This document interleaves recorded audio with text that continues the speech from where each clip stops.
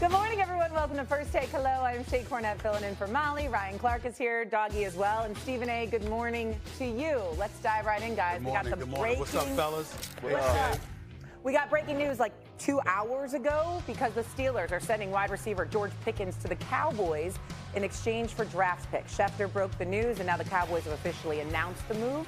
Comes with the Cowboys needing more weapons to complement CeeDee Lamb. They missed the playoffs, went 7-10 last season. Meanwhile, the Steelers, they move on after acquiring DK Metcalf.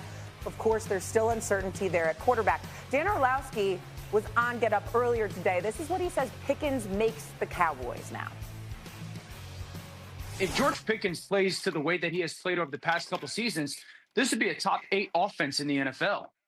I've talked about it. I think this offensive line is going to be one of the better ones in the NFL by the end of the season. We all know CeeDee Lamb is a superstar. Now you're adding George Pickens in, who averaged 16 yards a catch with the revolving door at quarterback.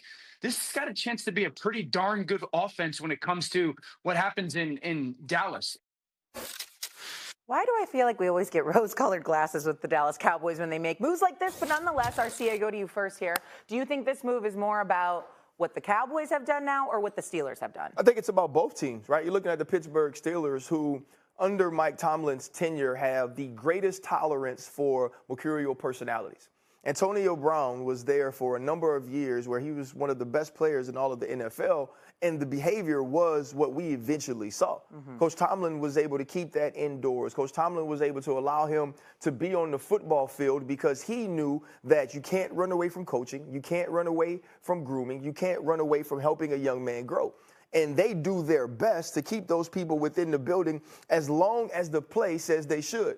So if this has gotten to a point so early in George Pickens' career where they can no longer tolerate him, where they can no longer make a relationship between this wide receiver and the organization work, then that's a problem to me. That's a red flag to me. And now if you're the Dallas Cowboys, yes, it seems like a home run from a physical standpoint. What he adds to this offense, CeeDee Lamb doesn't have to get the yeoman share of all the targets. Now you have a 1A and a 1B. You've bolstered the backfield. Your offensive line is going to be extremely good. And you have a quarterback that at one point in his career, only 2 years ago, finished second in the MVP voting.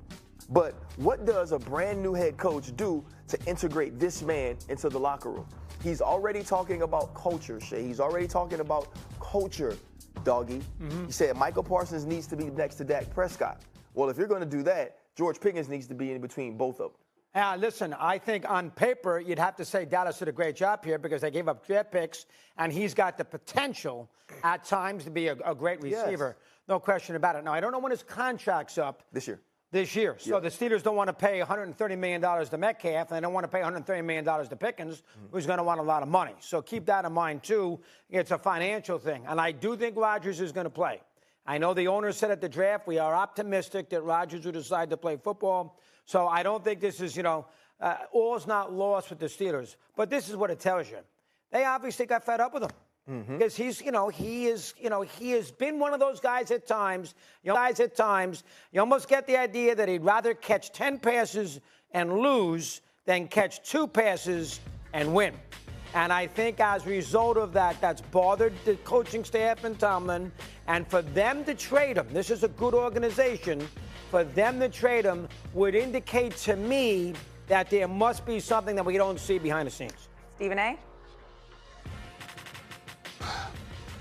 Well, before I start laughing about the Cowboys, let me state for the record on national television right here that I am very, very displeased with my man Ryan Clark. I blame him for what's going on in Pittsburgh. I blame Ryan Clark. Now, I would expect this man, who's reinvented the word pivot. I mean, in a very, very positive way, okay? Who's reinvented the word pivot. I would expect Ryan Clark to have more influence than this. I'm sorry. I understand that George Pickens can be a headache. I understand it. I understand the 2 unsportsmanlike penalties last year made Mike Tomlin call him out and talk about how he had to grow up. I understand he had the patch under his eyes, said always effing open and stuff like that, which riled them up. I get all of those things. I understand the details. details, okay? But Ryan Clark, Omar Khan, I'm getting to the point where I'm starting to ask, who the hell is this guy? Who the hell is this guy? Because I was happy for him for getting this position or what have you. But damn, how many years do we have to wait for you guys to find a quarterback? You got Lamar Jackson in the division. You got Joe Burrow in the division. And you're bringing us Mason Rudolph and Skylar Thompson. I mean, you got to be kidding me. This is what we have to look forward to. And Ryan, Ryan Clark is sitting in my seat, by the way. My seat, okay? He's sitting there right now, and with a straight look on his face, just being all objective. Didn't this man win a Super Bowl championship with the Steelers, doggy? Ain't that yes, Ryan Clark right there? Isn't it this dude that's sitting there having this just motivational sessions with Mike Tomlin? Isn't this dude that sits before us all doing these phenomenal interviews, inspiring, motivating, uplifting, except for when it comes to the Steelers. Except for when it comes to the Steelers. It's driving me nuts. Okay, I'm blaming you from now on for everything that goes wrong with the Steelers because you're supposed to have a better impact than that. Now, let me get to the Cowboys. That's your professional assessment of the situation? Look at us. Professionally, this is that's your analysis of it? This is fun. We got to get to the Cowboys. So this dude is supposed to be a headache. You got a new coach that nobody wanted, that you elevated in Brian Sharpe. That's what you got right there, right? You got him, right? You got Dak Prescott, who's allergic to prosperity come playoff time, right? So we know that's going on, right? And you don't have really much of a running game because Rico Dowdle, you didn't even try to hold on to him. You went and got this brother Williams from Denver, right? Because he was half the price. I mean, instead of $6 million, we're only going to play $3 million. I mean, just stop the presses. What a big move for our running game, right? Which basically means you're going to be passing the ball all day long. And the more you pass, the more it sets the stage for Dak Prescott to make a mistake when it matters most. Congratulations to the Cowboys. I'm sure it looks good on paper, as it always does. I'm sure the Dallas Cowboy faithful is looking around. You already planning for their downfall? Yeah, give him a break. Like Stephen A., we ain't even been to OTAs yet. It's easy. Hey, man, they gave it to me on a silver platter. I'm here minding my business. It's the NBA playoffs, man. That's where my mind is. And they go and they do something like this. I'm minding my business. I wasn't thinking about the Cowboys, but this is what they want. They got to steal the headlines. They stole the headlines during Super Bowl week. They're going to try to steal. Now they're stealing it during the NBA playoffs. Fine. It's all yours. They're going to make headlines, and you're going to see Dallas Cowboy fans everywhere. Pickens with CeeDee Lamb, and Dak is back healthy. You know we're going to win the Super Bowl next year, right? Oh, it's beautiful. It's beautiful. It's just set up for right now. At least they're not going to stink in September. They're going to go back to teasing us into believing that they're relevant and right up until around Christmas time or so, a little bit after. And then after that, they plummet. Wait for it. Just be patient.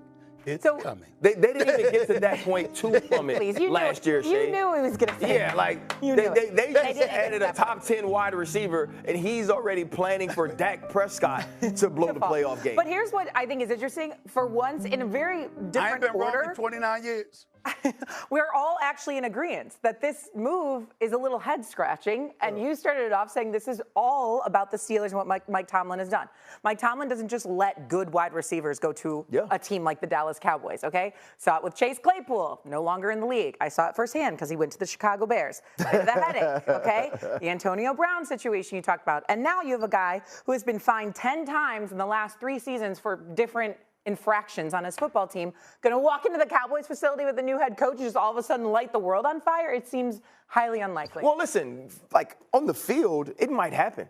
On the field, this might work. George Pickens is a top 2, top 3, 50-50 ball.